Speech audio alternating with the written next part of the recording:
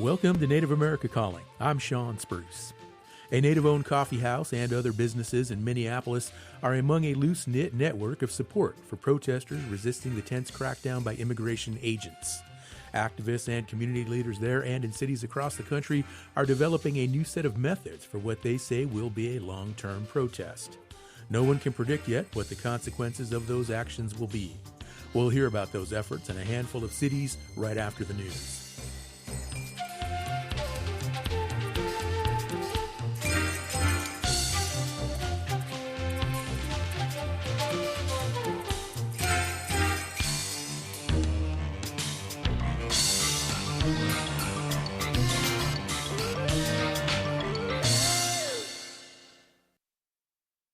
This is National Native News. I'm Antonia Gonzalez. Malika Molly Boone, a Navajo girl who'd gone missing in the community of Coal Mine near Tuba City, Arizona, marks the second time an alert system has been used in search of a Native American since its implementation last year. As KJZZ's Gabriel Pietrorazio reports, that search is now over. The FBI Phoenix field office confirmed that Boone's body was found on Friday following a multi-agency search that included law enforcement authorities from the Arizona DPS, U.S. Marshal Service, Coconino County Sheriff's Office, and Flagstaff Police Department. To learn that this search has ended in loss is a pain beyond words. Navajo Nation President Boo Nygren took to social media to share his condolences, not just for Malika, but also 3-year-old Carson Apodaca. In just the past few weeks, with the tragedy in Kayenta and now this heartbreaking news from Coal Mine, our nation has endured tremendous pain. These moments remind us just how sacred our children are and how deeply connected every life is within our Navajo community. May we honor Malika's spirit by cherishing and protecting every child across the Navajo Nation. The investigation into Malika's death is being handled by the FBI and Navajo Department of Criminal Investigations. For National Native News, I'm Gabriel Pietrorazio. On the opening day of the New Mexico legislative session Tuesday, a protest was held at the state capitol in Santa Fe. KUNM's Jeanette Didio spoke to Indigenous people at the event. Hundreds of New Mexicans rallied and marched up the steps towards the Roundhouse. Oglala Sioux Nation member John Swiftbird led the march with other Native drummers. The energy always gets to the people. People have always resonated to the singing and to the energy of it. He's been advocating back and forth between New Mexico and South Dakota ever since the 2016 protest in Standing Rock against the Dakota Access Pipeline. Longtime activist elder Kathy Sanchez from San Ildefonso Pueblo gave a blessing and told attendees to not give up. Everything that is brought forth in a good way will survive because all of us are not giving up on each other. C.S.N. Hope from the Mescalero Apache and Diné Nations is an advocate for the Southwest Solidarity Network and Revolutionary Two-Spirit Collective. Hope is advocating for land and water protections and says it's important for Indigenous people to understand and exercise their rights. The only reason that we have them is because people before us, our ancestors before us, have fought for us to be here, have fought for us to have the right to, live. She wants lawmakers and the governor to continue upholding tribal consultation on Native issues and says she and other advocates will continue to fight for tribal rights. I'm Jeanette Didios. The founder of a missing and murdered Indigenous people organization is sharing the faces of those affected by the crisis. KLCC's Brian Bull reports on a new exhibit in Salem, Oregon. Amanda Freeman founded Umpqua Advocacy and has displayed nearly 36 photos of Native people who've lost a relative or have suffered domestic violence or addiction. It's titled Umpqua Munkshlush Insaika Shawash Dilikam, which means healing our Indigenous relatives. Red handprints in a long red trailing dress adorn the walls and wrap around each portrait. Freeman says she wants visitors to leave with one impression. I would like them to remember that we're not disposable. I would like them to leave with the mindset of, let me share this information because I had no idea, because any awareness is good awareness. A reception and artist talk will be held January 28th. The exhibit runs through February 6th at the Gretchen Schutte Art Gallery at Chemeketa Community College. For National Native News, I'm Brian Bull. And I'm Antonia Gonzalez.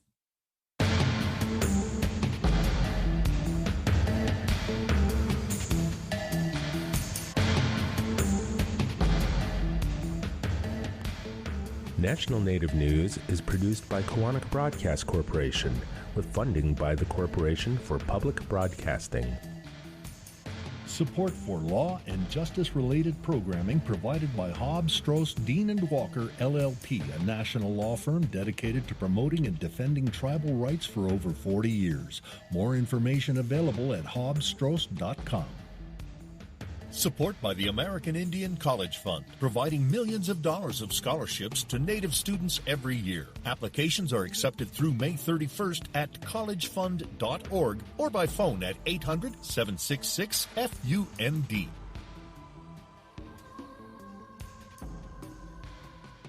Native Voice One, the Native American Radio Network.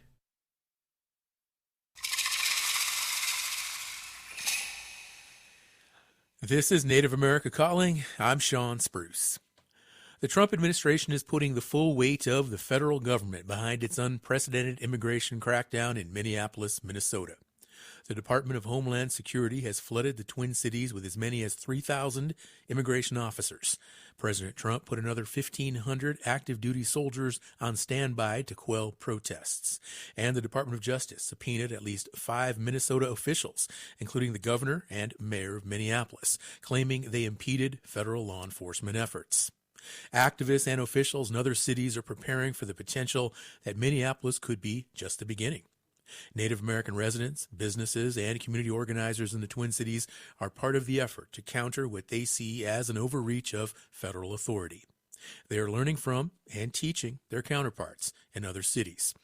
In this hour, we'll hear from those who are working to have their voices heard while also ensuring their own safety in an unpredictable situation. Listeners, you can join us today. Call us at 1-800-996-2848. That number is also 1-800-99-NATIVE. Our first 3 guests all join us now from Minneapolis, Minnesota. First, we have Robert Rice. He is the owner of Powwow Grounds Coffee Shop, and he's an enrolled member of the White Earth Nation. Robert, hello, and welcome to Native America Calling. Good morning. Also on the show, we have Courtney Cochran from Scoden Studio. She is an artist, filmmaker, and community organizer, and she is Anishinaabe. Courtney, hello, and welcome to you as well. Hi, thank you for having me. And we also have on the show today Eva Cardenas. She is the Director of Organizing for the Indian Collective. She is Mexica Chicana of Masawa and Zapotec descent. Eva, hello, and thank you for coming on the show today. Hi, thank you for having me. Appreciate all of you taking time with us today to talk with our listeners.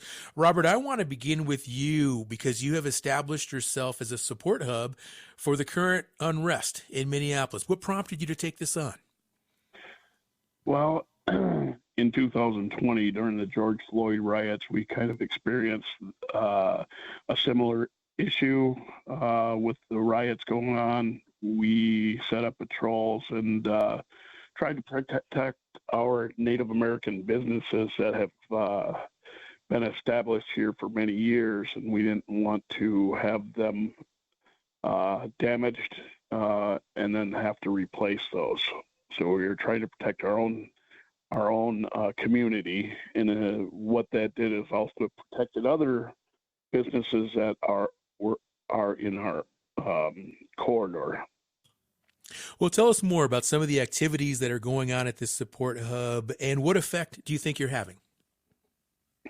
Well, so we, like you said, we are a support operation, more or less, to the people that are going out to actively patrol, and we're also trying to take care of the community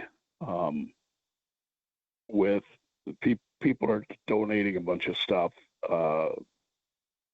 food, toiletries, feminine hygiene, because as you know, SNAP benefits and other things have been frozen right now in Minnesota. So we are trying to help this community, meaning the Whittier neighborhood, the Native American community, and the Phillips neighborhood, as well as anybody else who needs help with supplies. And in addition, we're also supplying people who are afraid to leave the home. So there are volunteers that'll make deliveries, and we're also sending supplies to different organizations that also do food distribution, such as Division of Indian Works, Minnesota Indian Women's Resource Center, and Minnesota Chippewa Tribe Building. Robert, is the coffee shop still open during this time, or have you completely pivoted to a full-time support operation like you described? No, we are open, and we are just one, what I do, what my team does, basically my employees, is we're making soup and serving coffee and giving that out to the customers. And then the coffee shop is open to get the more specialty type drinks, muffins, stuff like that for sale. Got it. Okay. Now, there was a close call last week. ICE agents approached a Native activist in her car, threatened to break the window. And this happened near where you are located. Ultimately, nothing bad happened. But do you worry at all that you or some of these other folks could be targeted for helping what's seen as a resistance to federal law enforcement? Yes. I mean, there's a great deal of fear with that. I mean, if it happens, it happens,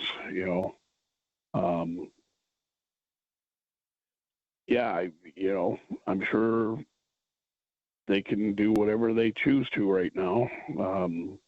So there is concern with that. Now, you talked about organizing during the incident with George Floyd 6 years ago.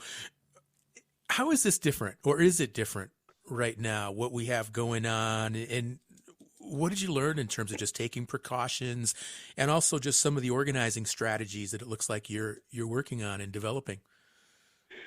Well, the last time this occurred, I did put a call out for donations for food.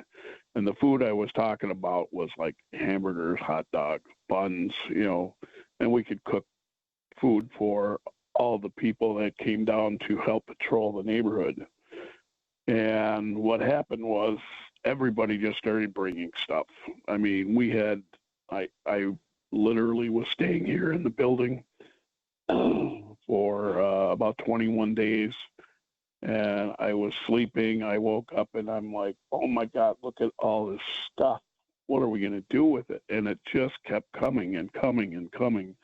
And then we're like, well, we got to get this food out to the community. So we started a makeshift food shelf, I would say. And what we learned by that is we're not people who know how to run a food shelf. So this time around, we are sending this stuff out to places that know how to do it. Robert, what is the best way for listeners just to stay in touch with what's happening there at your support operation? We have Instagram, Facebook. I'm sure there's a TikTok. I'm not very good with the social media stuff, so I hand that off to one of my team. And so it is Powwow Grounds Coffee on Instagram, Powwow Grounds on Facebook, and TikTok. It's probably Powwow Grounds Coffee. All right. Thank you, Robert. Appreciate it. Let's talk now with Courtney Cochran, who is also in Minneapolis. She's at the Skoden studio. And Courtney, what role are you playing and what's unfolding around you? Yeah, so I've been using art a lot. I'm not able to be outdoor protesting as much as I would like to or used to be. And there's many different ways to mobilize and protest. Some people educate, some organize mutual aid resources, provide child care and art. And with my skill set, I wanted to provide art to community members with providing free screen printing for anybody who shows up and brings me shirts, and I provide posters. I reached out to Marlena Miles, who's Spirit Lake, Dakota, who I knew who could put together something super fast, super beautiful and powerful, while I got a bunch of screen printing supplies and got everything together and touch base with community members for facilities and help. I wanted to volunteer my time not only to be a good relative and ally, but to also help provide a place where community members can come together as one to make art and support each other through these difficult times that we're all trying to navigate and constantly being triggered by, especially after George Floyd. I feel like we're still trying to heal from that.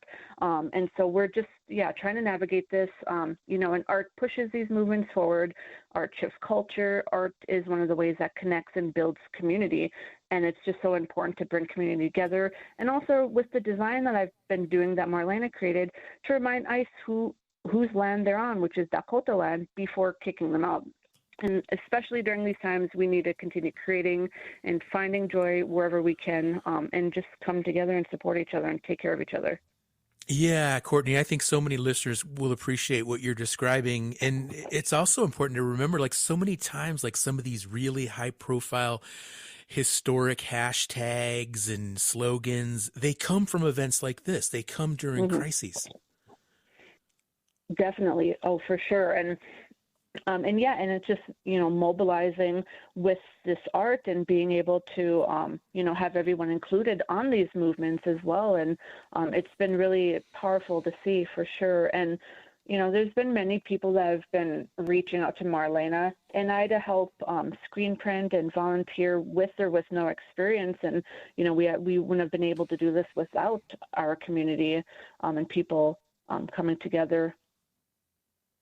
All right, Courtney, thank you. We're going to take a short break. We'll come back. We'll talk more with Courtney Cochran along with our other guests.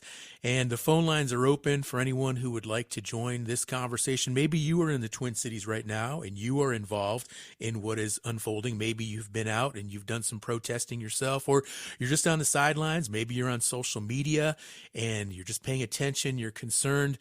Give us a call. We'd really like to hear from your perspective, what you're seeing, what you've noticed, or even if you're outside of the Twin Cities, maybe you have some insights or thoughts to share with regard to what happens during protests or maybe similar experiences in the past that you have been through.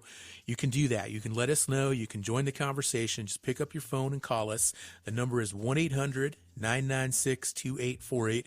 And we have our producers. They're standing by. They're waiting for your call. We have phone lines that are open. So give us a call, 1-800-996-2848 or just 1-800-99-NATIVE.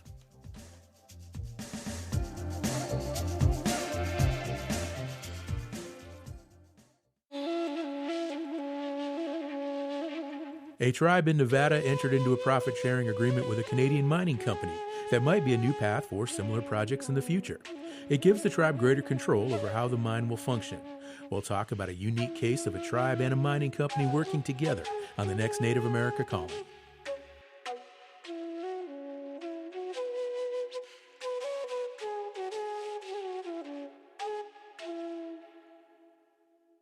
Repatriation is the return of ancestors and stolen culture. The Association on American Indian Affairs is hosting the 11th annual Repatriation Conference, Feeding the Fire, Advancing the Movement, in February 2026. This fully virtual conference will offer small group interactive workshops, strategies, networking, and more to advance domestic and international repatriation. More at indian-affairs.org. The association supports this show. You're listening to Native America Calling. We are talking today about the current climate for Native organizers exercising their right to protest in the face of increasing federal law enforcement pressure. Listeners can join us. Call 1-800-996-2848. That number is also 1-800-99-NATIVE. One of our guests today, Courtney Cochran from the Skoden Studio, is speaking with us from Minneapolis. And Courtney, the head of the Department of Homeland Security uses words like domestic terrorist to refer to people who are interfering with official ICE operations and actions. Do you get a sense that you and others are now more of a target for federal law enforcement officers? Yeah, absolutely. I mean, they have untrained agents all over, taking people out of cars, homes, school grounds. Everyone is a target at this point, and we've been needing to buddy up literally wherever we go and like practically carry like emergency bags with everything needed or documents or whistles, things like that. But yeah, everyone is a target. Now, the Department of Justice is investigating Minnesota officials as well as protesters who interrupted a church service over the weekend. Does that worry you as to the nature of this work right now? I'm sorry, what was that? I cut out a little bit. Oh, I'm sorry. There's a DOJ investigation for Minnesota officials as well as protesters who interrupted a church service. That happened over the weekend, and I'm just wondering how that plays into the work you're doing and your concerns and your safeguards. I don't know. I just think that it's there's so many things, and I feel like we're constantly being re-triggered and traumatized and targeting, and I think it's just, it's important for people to come together, and now more than ever, and I feel like that's all we can really do, even though everyone is protesting safely and all that. Just it's important to just stay together and continuing, fighting against these movements and peacefully protesting, which is what we've been doing. Well, you talked earlier about the role and the significance of artists in protest movements like this. And I'm just curious, again, tell us about some of the art that's being produced right now, some of the ideas that are going around, or just what's kind of taken hold, and what do you see is coming out of this? What's evolving artistically? Hello, can you hear me? Yeah, Courtney, you sound great. Sorry. Okay, perfect. I think I just have a weird connection. Okay. It's been nice to see. It's unfortunate to see, it saddens and angers me and everyone else that, people are coming together like this. But we're taking care of each other. There's lots of art coming out of this. It's been great to really see everybody mobilize and come together. And you mentioned It's hard to hear you. Yeah, I'm sorry. You mentioned the bags with whistles and other supplies. Tell me a little bit more about the contents of those bags, the whistles, and how people use those out there in the protests. Yeah, and people have been carrying whistles. There's been many different organizations all around the Twin Cities, and people 3D printing them, and people just giving them away for people to carry, and utilizing those whistles if ICE agents are present, if they are detaining somebody, if they're in the area. People have been carrying like a duffel bag full of emergency kits, I've heard too, just to have their documentations in case they do get pulled over or targeted in fear of being kidnapped. And so it's just kind of preparing for whatever, and just trying to be prepared, which it's impossible to do during these times. But yeah, just trying to stay safe if possible. Courtney, have you heard of any other incidents where anybody's gotten roughed up by ICE recently? Any Native people? There's Native people that are being held, and there's people that have been taken and have been kidnapped. And I've heard that, there's some Oglala members that, still trying to figure out where they are currently. Got it. Okay. Thank you, Courtney. Really appreciate you coming on the show as well. And let's bring Eva Cardenas into the conversation now. She is the Director of Organizing for the Indian Collective. And Eva, you are also in Minneapolis. And let's talk about your organization, Indian Collective, and the founder and CEO, Nick Tilson. He's been a guest on our show many times, and he's actually going on trial next week, but these are state, not federal charges. Do you see any connection to what Nick is going through and what we're seeing now on the federal level? Yeah, absolutely. I think it's important for community and your listeners to sort of understand what the larger gameplay is here. We are in a moment where there is a fascist regime that is attempting to consolidate power by any means necessary.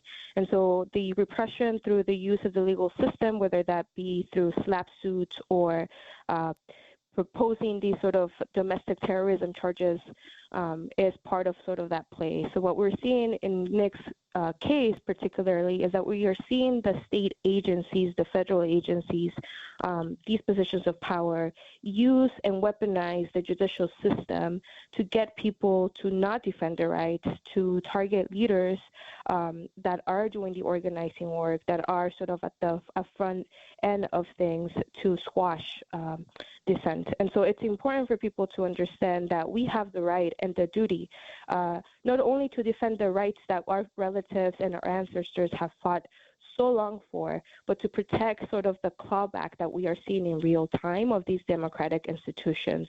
We are sliding slowly into fascism. Folks should not expect tanks to just show up one day and for martial law to be declared. It is happening in real time when we are seeing a paramilitary force that has been funded at the expense of taxpayers' money and at the, as folks have described, the ending of social programs that we as taxpayers paid in order to funnel all of that money into paying for paramilitary services that terrorize, harass, and racial profile our community under the guise of law and order. So it is very much connected. We have seen this tactic since the beginning of colonial contact. We continue to see this through the bounty hunter system that they had when they were separating indigenous communities. We have seen this in the slave catching patrols during Jim Crow era, and we continue to see sort of the different formations of that in real time now, when they are actively terrorizing people into submission through the use of these faceless people who are up here harassing, and then we are seeing obviously the narrative of who is considered a criminal versus who isn't. Eva, what you're describing here, slap suits with regard to high-profile leaders like Nick Tilson, what you describe as a slow descent into fascism, how is that changing or adjusting the approach that your organization uses? Because you folks are, you are a direct action organization, you're grassroots, you're on the ground. How are you adjusting? How are you evolving as well? Well, we are building with the people. There is no power greater than the power of the people who are organized and prepare to confront and push back in the defense of our people. And so we here in Minneapolis want to shout out all of the great work that our relatives have been and are constantly doing in order to protect their folks by understanding the different ways in which these paramilitary forces are moving. We are seeing them obviously not identify themselves. We are seeing them snatch people regardless of their status based on racial profiling. And so we are actively learning from the lessons in Minneapolis and all of the other areas in which we have seen an influx of these forces that have terrorized their communities. It is important for people to understand that we must be organizing within our local communities. We need to be meeting with our neighbors and figuring out plans for both preparedness and also for planned defenses. There are many models of protection and defense that our communities are constantly engaging in. There are many tactics that we are utilizing that might not be applicable necessarily to the locations that you are at. But this is the opportunity, this is the moment for us to start meeting our neighbors, to start creating community and family preparedness plans, to have some level of alert system, and to be cautious of sort of the narratives that they're seeking to divide us by, again, naming it as a safety concern or a law and order concern, when in reality we know that none of these forces that are out here, none of these so-called ICE agents are keeping or making anyone safe. If anything, anytime these paramilitary forces arrive to these different communities, they are the ones that are escalated. They are the ones that are creating tension. They are the ones that have zero oversight and no accountability through Congress or any of the departments that they are supposed to be following. We have seen how they have changed policy in real time after the murder of Renee. We have seen how many people have died at the hands of both police and law enforcement, but also in these detention centers. In the past 8 months, we have seen a high number of deaths within the detention center. And again, the lack of accountability, the lack of oversight through congressional powers is scary. It also should be looked into. Thank you, Eva. 1-800-996-2848. That's the number to our Albuquerque studio. If you would like to join our conversation now, whether you are in the Twin Cities yourself or you are in another part of the country, perhaps you have insights to share with regard to protests and what's some of the dynamics that occur during protests, how to protect yourself during a protest, what to be mindful of during a protest, or maybe you just have thoughts about what's happening in Minneapolis and you would like to weigh in our conversation today. You can do so. Just pick up your phone and call us, 1-800-996-2848. I'm going to go ahead and introduce two more guests into our show now. They are not in Minneapolis. First, we have in northern New Mexico, Jennifer Marley. She is a community organizer and a member of the Total Sovereignty Working Group.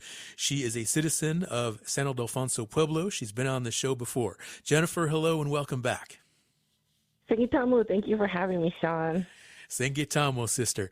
And joining us from Los Angeles, California, we have Joel Garcia. He is an artist, cultural organizer, and director of Mesli Projects. He is Huichol. Joel, you've been on the show before as well. Good morning and welcome back. Thank you for having me back. Good morning.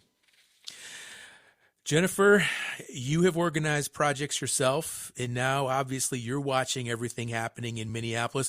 What conversations are organizers in New Mexico having about the potential for perhaps a similar scenario in New Mexico? Yeah, right now we are evaluating the situation that we're in right now. There have been almost 2,000 abductions by ICE in just 2024 alone. That's a significant increase from the last time Trump was in office. And right now, something that is like making me happy is organizers and the majority of state government officials, including our governor, are looking to keep ICE out. Right now, there's a really important piece of legislation that is seeking to ban ICE from from developing contracts with surrounding businesses. So, for example, hotels to house ICE agents and so forth. However, there is what I believe to be a overall kind of lack of disorganization right now, not because of anybody being antagonistic necessarily, but because of what I see as a kind of stagnancy that the state of our organizing scene is in. There's a lot of regurgitation of the talking points we saw from 2016, 2020, the last time we were dealing with this intensification, except this time it is a very different situation.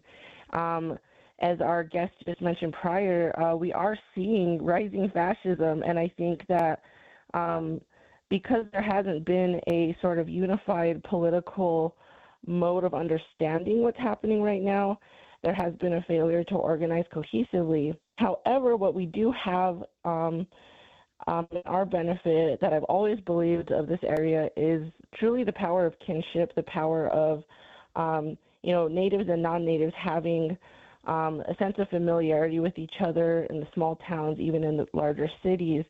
And I do want to talk a lot more about what that means, and I do want to talk about what that means for Native nations too, but I'll go ahead and stop right there for now. Okay. Well, just a quick question, and then you can continue. I mean, you mentioned there hasn't been a unified political understanding yet, or like a cohesive organizing vehicle. Why is that? Why do you think that hasn't occurred yet? To be frank, I think there's a multitude of reasons, right? I think there's safety concerns, right? There's fear of being criminalized. Hyper surveillance is something that local organizers have dealt with, whether that's antagonism from the state or antagonism from local vigilante groups, right? I myself and fellow organizers have been at the receiving end of this violence in the past, so I do believe that we are also experiencing a kind of state of burnout and a kind of state of I don't believe fear is all consuming, but I do believe that these safety concerns have really, really kind of stunted us in some ways. I think another reason for this is when grassroots organizers kind of felt the need to go underground for their safety, you see a lot of nonprofits jumping in to fill that gap. And while nonprofits do amazing and important work, many times they can't escalate as far as grassroots organizers would because, either they're beholden to grants, they're trying to maintain a particular image because they are looking to get certain kinds of legislation passed, which, again, very important work, but there are limitations in how nonprofits frame the situation for us and what they're allowing us to do. And in my observation, too, sometimes nonprofits can even end up speaking on behalf of Native nations. And right now, I really believe what needs to be happening for Native people, a conversation we need to be having that I'm not seeing very much, is we need to bolster the power of Native nations and tribal sovereignty. And I think activists need to get more comfortable working directly with tribal leadership. I think historically there's been this fear tribal leaders are too corrupt, they're going to peace police us, they're not going to be behind us. But I think there's been a massive shift in consciousness in the past few years. I'm seeing it amongst our tribal leaders, and I'm seeing it amongst everyday Native people. And I actually think the will to do something and the consciousness of the people is actually kind of moving ahead of even a lot of the activists here. And so I think that we really need to reevaluate how we're looking at how we're approaching these things right now. And we need to remember that what this has led up to is essentially has set the stage for neo-termination. Right now we see this lawlessness that the president and the government are enacting. We see that they don't even respect or abide by their own laws and policies. And now we're seeing even arrest warrants for mayors, state governors. And so if their authority is being undermined right now under this administration, we have to take seriously how the authority of tribal leadership is being undermined and really begin to look to alternatives for building up our sovereignty. We're going to take another break. We'll come back. We'll talk more with Jennifer Marley and also Joel Garcia. That's an interesting term, neo-termination. What do you think it means to you? Give us a call, 1-800-99-NATIVE. Skugtash. For more than 40 years, Ramona Farms has revived ancient traditional foods, tepary beans, pinoli, polentas, and more, all from store.ramonafarms.com. Ramona Farms supports this show. Tomye. Need help identifying community priorities? Kaufman & Associates' approach to evaluation is rooted in indigenous knowledge, honoring tribal history, and sovereignty. More at kaufmaninc.com, KAUFFMANINC.com. This is Native America Calling. We're talking about challenges facing Native community organizers when it comes to resisting federal immigration enforcement actions. You can join the discussion. Just call 1-800-996-2848. That number is also 1-800-99-NATIVE. And we have a caller on the line right now. This is Jim, who is listening in Big Lake, Alaska on KNBA Radio. Good morning, Jim. You were on the air. Yeah, good morning, Sean. I listen to you almost every day. Real good program. Thanks for having it. But, there's a lot of blame to go around here. And I just wanted to say that ICE is the vehicle, but the perpetrator is Trump. And the people the American voters who are not part of his base put him into office. So there's a lot of blame to go around, and I just wanted to say that. Yeah, thank you, Jim. I think a lot of listeners can relate to exactly what you're saying. Appreciate that phone call. Jim, Big Lake, Alaska, listening on KNBA Radio. Phone lines are still open for others who would like to join us, 1-800-99-NATIVE. Let's hear now from Joel Garcia. He joins us from Los Angeles. He's an artist and a cultural organizer and the director of Mesley Projects. And Joel, you were on our show just last summer. It was when the president deployed National Guard troops to quell the protests in Los Angeles at the time. I'm interested in learning more about what you discovered, what lessons were learned from that situation, and have your local and community organizing tactics changed at all since then? Yeah, I think it's important to underscore part of this conversation. I'm going to try to speak plainly, but if there's anything that needs expanding, please jump in and ask me to expand on it. Some of what we've learned is that these teams out there, whether it's Border Patrol, ICE, Homeland Security, whatnot, they're highly incompetent. They're poorly trained, and if these folks in power need to remind us that they're in power, and they need to remind us that they're organized and that they're competent, it probably means they're not, and that's a lot of what we've seen. During the Obama administration, I think a theme throughout the two terms was that everybody gets to participate in the American dream, right? That there's this collectivism, that everybody gets to be part of this thing, even though that thing always happens on the backs of indigenous folks. This administration has used fear, has weaponized fear because it is highly incompetent. And it relies on us, on residents, on citizens, what have you, folks living within these boundaries, to snitch on one another, right? Because it can't do what it pretends it wants to do. So we've seen that across the board. We've seen it not just through this administration, but through every administration. It relies on us, on the community, on people to other and criminalize other people. So one of the things that we've always held, and me as an artist have held too, is accurate information is going to be super powerful. So as artists, we have both the tools and the means by which to communicate accurately with our community what is happening, but also the tools and resources that are available, the tools and resources and systems they can build, and the many ways in which they can organize to fight back, to protect one another, and to imagine different ways of being in community with one another. I think that is very powerful. Those are things that we've learned from the Zapatistas down in Chiapas of being able to imagine these ways of being that are very much rooted in indigenous ways of being, and operationalize them on the day-to-day.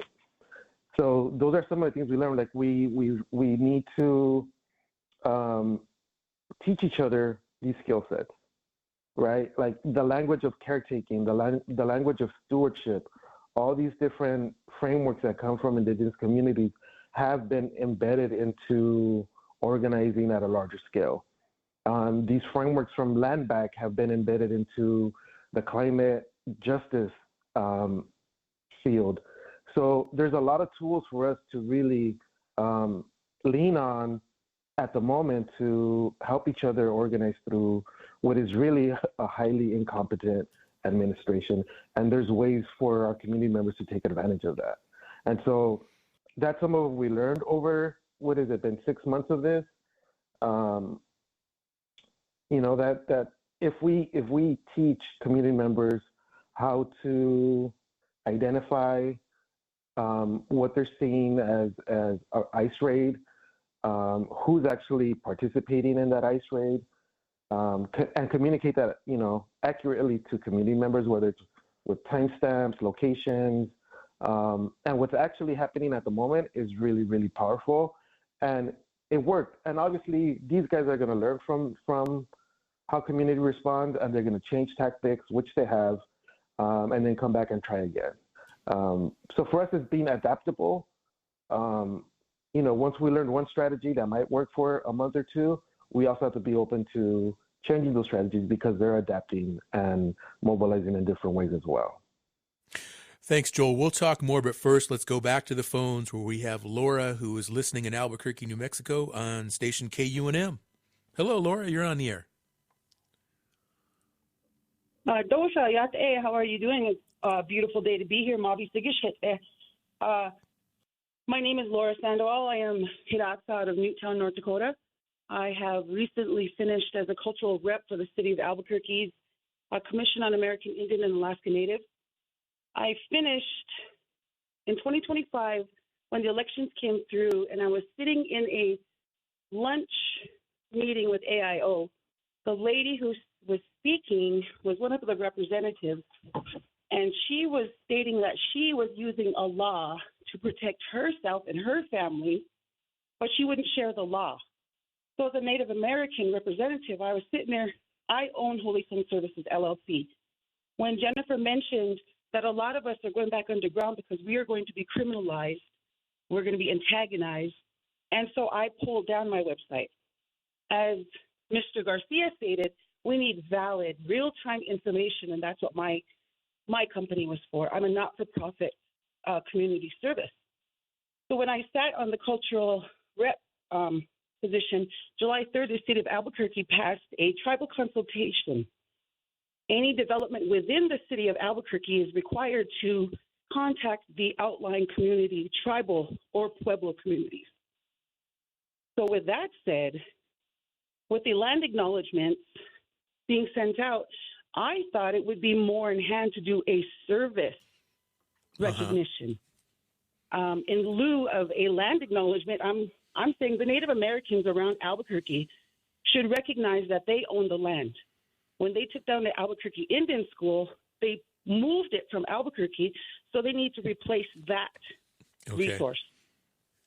January 26th, there's going to be the Healing Board Coalition of Native American boarding schools in the area taking stories, but there's no real action to replace the school that is sorely needed for the 6,000 to 8,000 students within the Albuquerque public school system. So we do need a lot more representation from the upcoming parents, from the upcoming youth.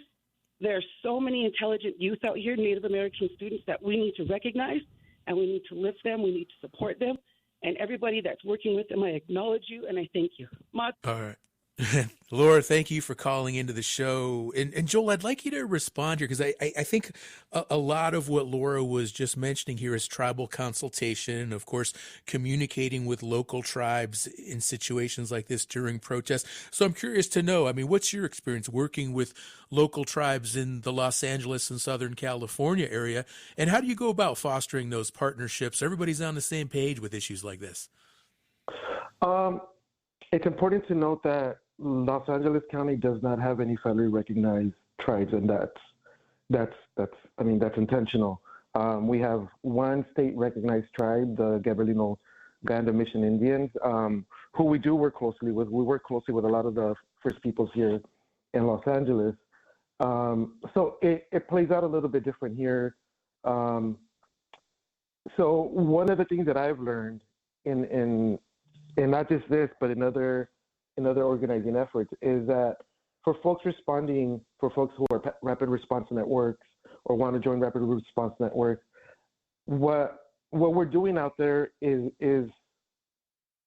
not going to fix the issue. It's not going to save anybody. The best we can do is put as many barriers and deterrents in the moment to allow for vulnerable folks to get out of danger. And that has been a useful strategy.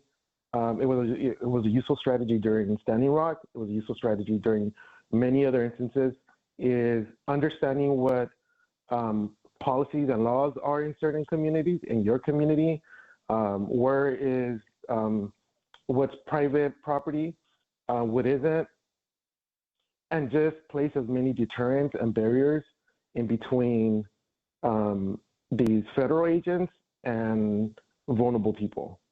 So yeah, looking at every possible strategy and means to do so is really important. And tribal law can be a way to do that. The rights of private property owners is one way to do that. In LA, that really helped a lot with making sure that, like, you know, federal agents weren't able to access properties without valid warrants. Some of the schools here also use some of these means to keep ICE agents out of schools. So it's, as organizers, we have to do the work to understand the lay of the land for our respective area and use those, you know, ordinances, policies, whatever it is, to really place as many barriers between what they're trying to do and who we're trying to protect. Thanks, Joel. And Jennifer Marley, I'd like you to weigh in here as well, because I thought it was really interesting earlier. You talked about seeing this now as a really auspicious opportunity for tribal leaders and tribes and nonprofits and community organization efforts, for everybody to kind of work together to coalesce around these current crises and really kind of take some of these consultations to a new level. So please go ahead and chime in. Yeah. So, I mean, there's a common saying, and it's that consultation does not equal consent. And what that means is consultation is one thing. You know, oftentimes government agencies will consult us, but not really implement any of our suggestions or any of our feedback. It's kind of just like a process they have to go through, right? And so what does it mean to actually assert our wants and our agency and our needs as tribal people? And so I am, in recent years have really, really shifted how I'm looking at these things, because we're seeing, someone like Kristi Noem saying, oh, there's cartel activities on reservations to justify further ICE activity. And so when our Native nations and our tribal leaders and their authority is under attack, we need to take that very seriously. And that's why I brought up the term neo-termination, because if we are not finding a way to build up and support our tribal nations, we're going to have a really hard time. And it really, and we know our leadership is not always perfect, right? I think it's important to be critical of, what's happening within our tribes too, but look at the way other world leaders are bad-jacketed, called corrupt, called, dictators and what have you. We as Native nations are not immune from that bad-jacketing either. And I don't think it's useful to reinforce that in a moment like this. I think right now we need to take seriously protecting and defending our status as sovereign nations, and we need to bolster it by working amongst ourselves. I see developing an independent political and economic base amongst Native nations, right, almost to prepare for the lack of support the government is already showing us, right? They're cutting the BIE schools, they're cutting IHS, they're cutting our basic services that are guaranteed by treaty rights. So they're showing us that they're willing to abandon us at any time. And I think we ought to take that very, very seriously as organizers, because this has everything to do with the ICE raids, with how migrants are being treated, right? Right now, what we're being shown is that anybody can be made a terrorist. And what I remind people is that Native people were the first insurgents. We were the first to be named terrorists. And any time we stand up for ourselves and attempt to assert our sovereignty, such as with Standing Rock, we get that label slapped on us again. And so when anyone can be made a terrorist, it's important that we understand the limitations of the law that is intended to protect us, right? That's intended to preserve and enforce our treaty rights or our government-to-government relationship.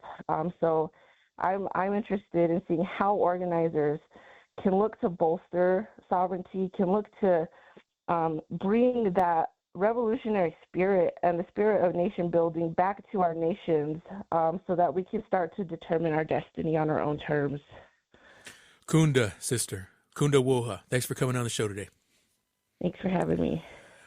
We're out of time, folks. We're going to have to wrap up this conversation, but really appreciate and give a lot of thanks to our 5 guests who joined us today in order: Robert Rice, Courtney Cochran, Eva Cardenas, Jennifer Marley, and Joel Garcia.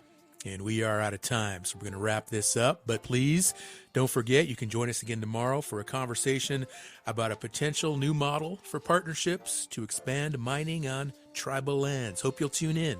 I'm Sean Spruce. Enjoy the rest of your day. Support by the American Indian College Fund. The American Indian College Fund provides millions of dollars of scholarships to thousands of Native students every year. Tribal citizens of every age and experience are eligible. The deadline for applications is May 31st, and you can find everything you need to apply at collegefund.org. That's collegefund.org, or by phone at 800-766-FUND. Education is the answer. Every family caregiver could use help finding the necessary resources to care for their loved one. The AARP Family Caregiver Resource Guide helps family caregivers access key programs, services, and agencies in their communities. A copy of the guide is available by calling 877-333-5885 or online at aarp.org/caregiverresources. AARP supports this show.